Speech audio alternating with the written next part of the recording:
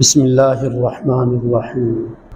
امام ابو داود رحمہ اللہ نے سنن ابی داود کے اندر اپنی سند کے ساتھ حضرت عبداللہ ابن ثعلبہ رضی اللہ عنہ سے روایت کیا ہے۔ وہ فرماتے ہیں کہ عید الفطر سے 2 دن پہلے رسول اللہ صلی اللہ علیہ وسلم نے ہمارے سامنے ایک بیان کیا جس میں اللہ کے رسول صلی اللہ علیہ وسلم نے ہمیں صدقہ فطر کے بارے میں تعلیم دی۔ چونکہ اب رمضان المبارک اپنے آخری لمحات کی طرف نکل رہا ہے، 2 یا 3 دن کے بعد عید آ رہی ہے۔ صدقہ فطر ایک ایسا صدقہ ہے جو ہر مسلمان کوشش کر کے دے دیتا ہے۔ زکوٰۃ تو صرف وہ مسلمان ادا کرتے ہیں جو مالدار ہیں۔ صدقہ فطر میں بھی مالدار ہونے کی شرط ہے، مگر اس کی مالداری اور زکوٰۃ کی مالداری میں ذرا فرق ہے۔ زکوٰۃ کے معاملے میں شریعت جس مالداری کو شرط قرار دیتی ہے وہ الگ ہے، اور صدقہ فطر اور قربانی جو آ رہی اس کے بعد، اس میں جو شریعت مالداری کو شرط قرار دیتی ہے اس کی نوعیت الگ ہے۔ میں صدقہ فطر سے متعلق آپ کو بتا دیتا ہوں۔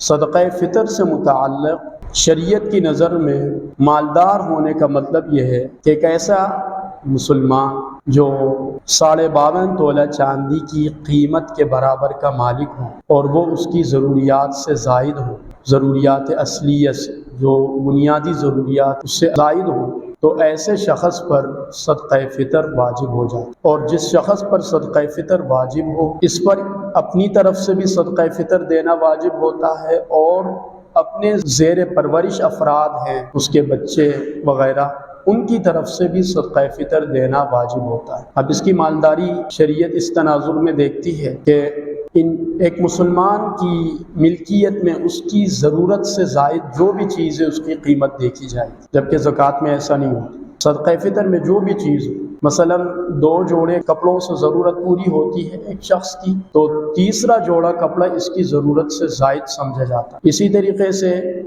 گھر 3 کمروں پر 4 کمروں پر مشتمل ہے، جبکہ ضرورت 2 کمروں پر پوری ہو جاتی ہے، تو یہ تیسرا اور چوتھا کمرہ اس کی ضرورت سے زائد تصور ہوتی ہے۔ کسی کے پاس خالی پلاٹ ہے، وہ اس کی ضرورت سے یقیناً زائد ہے، زکوٰۃ میں اس کی قیمت نہیں دیکھی جاتی، لیکن صدقہ فطر کے وجوب میں اس کی قیمت بھی دیکھی جاتی ہے۔ اگر کوئی زمیندار ہے تو اس کی ضرورت اگر ایک کھیت سے یا 1 ایکڑ سے پوری ہوتی ہے، تو 1 ایکڑ سے زائد جو زمین ہے وہ اس کی ضرورت سے زائد سمجھا جاتا ہے۔ تو اس طرح اسی وجہ سے آپ دیکھتے ہیں کہ تمام مسلمان صدقہ فطر ادا کرنے کی کوشش کریں۔ حضرت سیدنا علی المرتضی رضی اللہ تعالی عنہ کا ایک فرمان ہم حضرت علی رضی اللہ عنہ کے فرامین میں پڑھتے ہیں۔ وہ فرماتے ہیں کہ اگر تم تنگ دست ہو، مالی پریشانی میں مبتلا ہو، تو اللہ تعالیٰ کے ساتھ صدقہ دے کر تجارت کرو۔ یہ صدقہ دینے سے اللہ تعالیٰ مال میں برکت عطا فرماتے ہیں۔ تو گویا کہ صدقہ فطر غریبوں کا بھی صدقہ ہے۔ ہم ہر مسلمان اس صدقے کو ادا کرنے کی کوشش کرتے ہیں اور ہونا چاہیے۔ اس صدقہ کو صدقۃ البدن بھی کہا گیا ہے،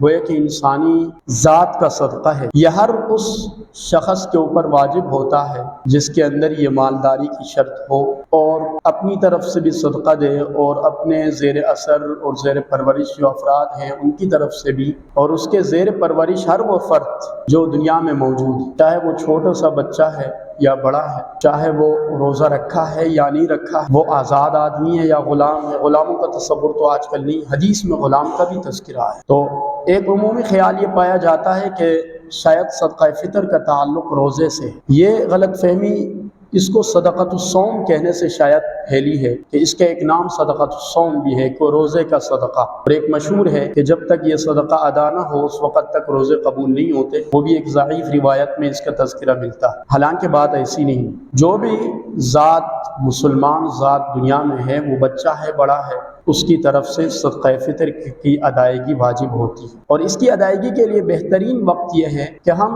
اتنا پہلے اس صدقے کو ادا کریں کہ جس کو ہم صدقہ دے رہے ہیں وہ اپنی عید کی تیاری بہتر انداز میں کر سکیں۔ جس زمانے میں ہم چل رہے ہیں اس میں یہ ہے کہ ہم رمضان المبارک سے پہلے ہی یہ صدقہ ادا کریں، کیونکہ جیسے ہی رمضان المبارک شروع ہو جاتا ہے، ہم مسلمانوں کی دیانت اتنی ہے کہ رمضان المبارک شروع ہوتے ہی چیزیں ہم مہنگی کرتے ہیں۔ آپ نے اندازہ کیا ہوگا پہلے عشرے میں 10%، 15% چیزیں مہنگی ہو جاتی، دوسرے عشرے میں 30-50%، آخری عشرے میں 100% مہنگی ہو جاتی ہیں چیز۔ اب آپ صلی اللہ علیہ وسلم کے زمانے میں چونکہ ایک کھانے کی چیز کی صورت میں صدقہ دیا جاتا تھا، آٹے کی صورت میں، کھجور کی صورت میں، یا اس وقت جو زیادہ استعمال ہوتی تھی معاشرے میں کھانے کے لیے کھجور ہی زیادہ استعمال ہوتا تھا، تو کشمش وغیرہ ان چیزوں کی صورت میں وہ دیا جاتا تھا۔ تو اس میں آپ صلی اللہ علیہ وسلم عید کی نماز پہ جانے سے پہلے ہی جو غریب ہوتے تھے محلے کے، ان میں لے جا کے وہ صدقہ فطر دے دیا کرتے۔ عبداللہ ابن عمر رضی اللہ عنہما کا معمول ان کے زمانے میں یہ تھا